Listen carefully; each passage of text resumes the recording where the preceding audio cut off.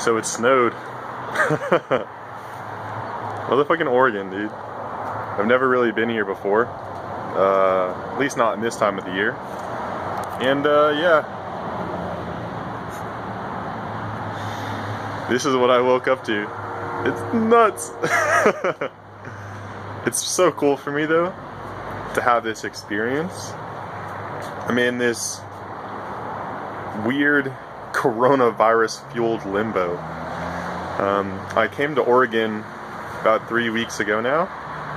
I gotten a job offer at a camp.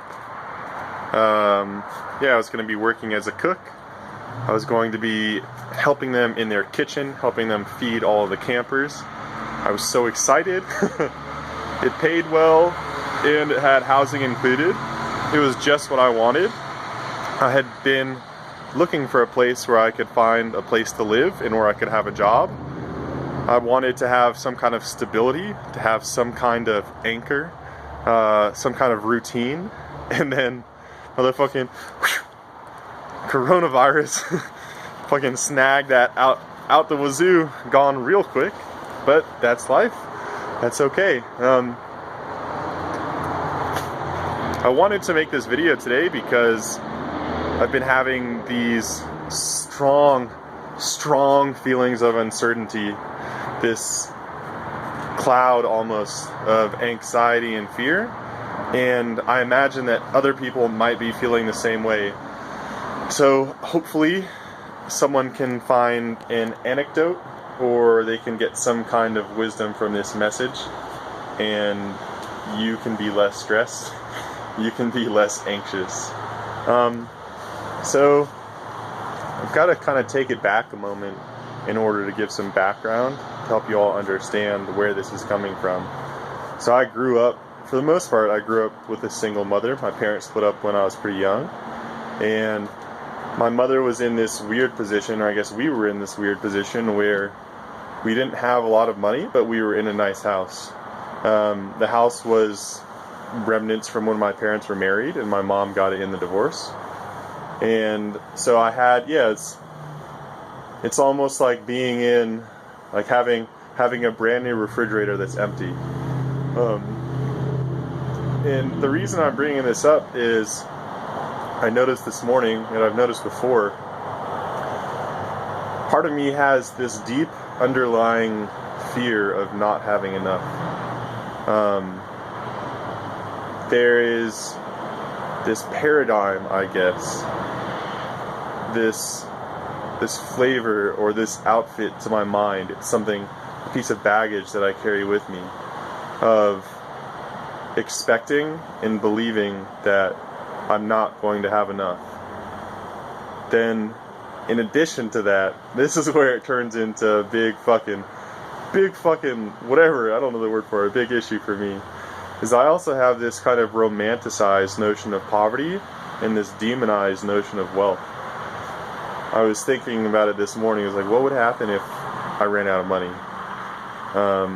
And then a part of my brain was like, fuck yeah, I'll be poor again.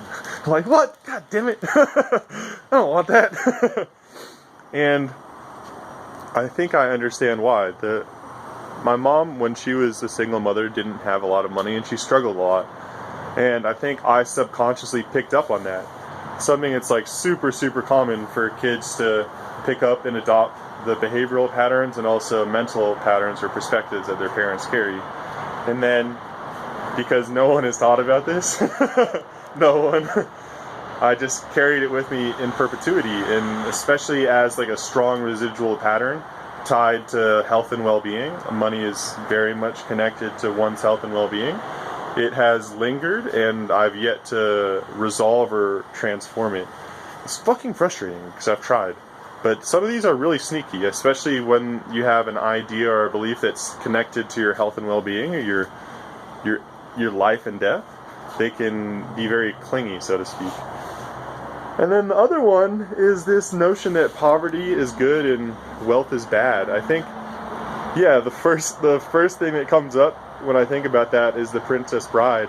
Like this romanticized story of a young man who goes through struggles and is impoverished, and in this movie actually fucking dies and comes back from the dead. And then ultimately he gets what he's wanted. He becomes a king, he has the princess bride, blah blah blah blah blah. So maybe that's the story that my subconscious is playing out right now. If I'm only poor enough for long enough, eventually I'll find a beautiful woman who will love me and accept me, and then I'll be happy. That's cool, psyche. That's cool, subconscious. Maybe we could find something a bit more reasonable, but for now that'll work. But yeah, these aren't things that are overtly troublesome in my life, but recently with this coronavirus and the degree of uncertainty that it has caused, and also more so the collective dis-ease that it has caused, I'm feeling so on edge. Like this morning I was doing my daily journaling. I like to journal in the mornings. Shout out journaling. Everyone should do it. If you don't journal, journal. The cheapest form of mental health available, other than meditation. But I was doing my journaling this morning, and I noticed that I was so close to having like a nervous breakdown, and not a full-blown anxiety attack, but feeling like strong, intense discomfort and unease because I'm worried about running out of money and not having enough money. And the fucking irony is, like, I have checks on the way to my bank account right now. I have like known quantities of funds on the way to my bank account, yet I still have this discrete, visceral sensation of fear and anxiety and like demise. And so, yeah, I wanted to make a video hopefully teaching other people how to not experience this. And so the first thing that I did when I noticed this sensation and I noticed the perceived cause of this sensation, I was like, fuck it, gotta meditate. And so like instantly checked in. Well, I knew how I felt because I checked in, and then I was instantly like, okay, I want to shift this feeling to something else. So I just started focusing on feeling abundant and focusing on creating this sensation and perception of knowing that I have enough and knowing that I have more than enough. And so that's kind of like putting a band-aid on it, so to speak. And there's value to that, because if you have one of these neuroses pop up and you run with it, or it runs with you, then that's how you wind up like 3 days later, like coming out of a binge where you're like, oh, maybe I shouldn't have smoked that last bowl of marijuana. But yeah, I wanted to kind of neutralize the perception of this with this thing, but ultimately there's still this big schemata, there's still this big paradigm, there's this structure of mental disorder that is existing in my energetic space, in this psyche, and also throughout this like mental physical structure. And fuck that, like, especially once you start to learn about how intensely behaviors and beliefs really impact your life. Like, we are the product of our behavior. Sorry to bust your nut out there, folks, but you're collectively creating your reality based on the experiences and the actions that you take repetitively. So it's not like fucking Johnny Willpower over here just intends to do everything perfectly. Like, no, for the most part, a lot of our actions are habitual, and we're just doing the same things over and over. So if you have a belief that says, oh, I don't have enough, then you might want to change that, or you'll continue to not have enough. So what I'm going to do is I'm going to do some kind of energy work. Yeah, I want to see a reality. I want to see a version of me where I'm confident about being able to fulfill my needs. Therefore, I'm confident I'll continue to have enough. And then in addition to that, I want to feel capable of kind of navigating the environments that I find myself in. I don't want to feel helpless and lost. I don't want to feel like the world around me is controlling my life. I want to feel like I'm in control of my life. And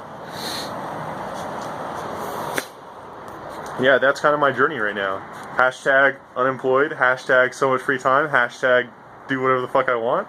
Yeah, I guess now I have this luxury of having a full-time job of being me, of bettering me, of improving me.